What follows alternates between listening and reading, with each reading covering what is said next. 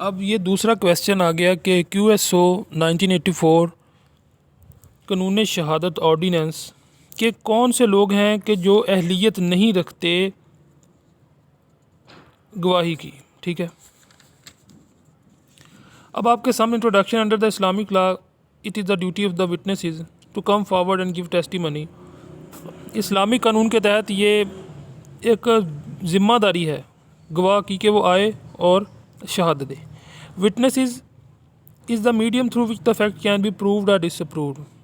जो गवाही है ये एक मीडियम है, ये एक ज़रिया है किसी भी फैक्ट को सच साबित करने का या झूठ साबित करने का। As a general rule all person are competent. आम जो मयारी तौर पर आम यानी कि तमाम लोग जो हैं वो अहलियत रखते हैं शहादत देने की।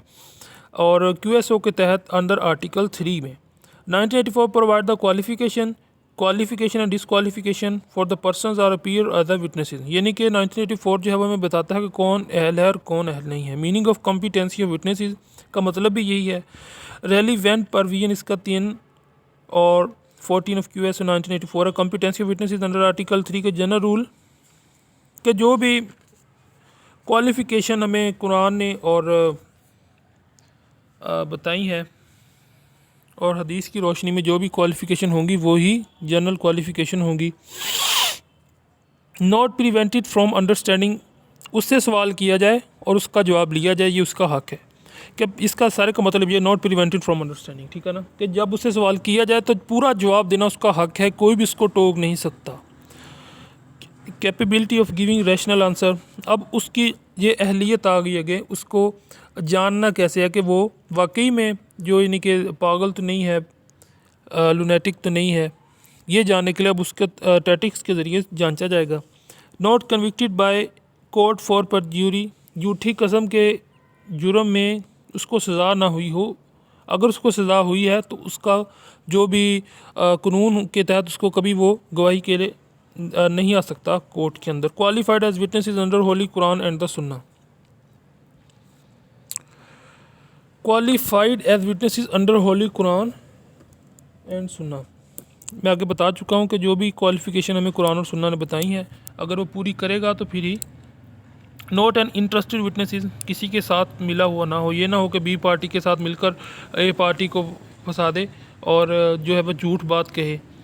तो अगर इसको जांचने के लिए भी कोर्ट पूरा लाएमल इख्तियार करेगी। Must not be a female in Hudood cases, अब हदूद केसेस के अंदर सिर्फ जो है वो मर्द ही गवाही दे सकता है, औरत का नहीं दे सकती। Capacity to understand the obligation of the oath, ठीक है। Duty to determine competency,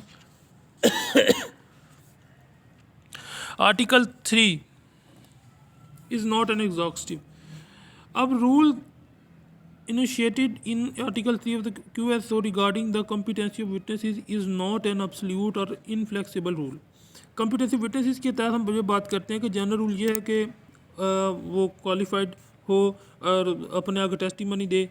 exception following witnesses, यानी कि जज एंड मजिस्ट्रेट अंडर आर्टिकल 4, जजेस and magistrate under article A judge and magistrate shall not be compelled to answer question as to his conduct in court as such judge or magistrate, anything which came to his knowledge in court as such judge or magistrate, ठीक है ना। तो अब ये बहुत clearly उसने बता दिया है। हस्बैंड एंड वाइफ, हस्बैंड और वाइफ जो है वो एक दूसरे के लिए जो है वो गवाही का नहीं कर सकते।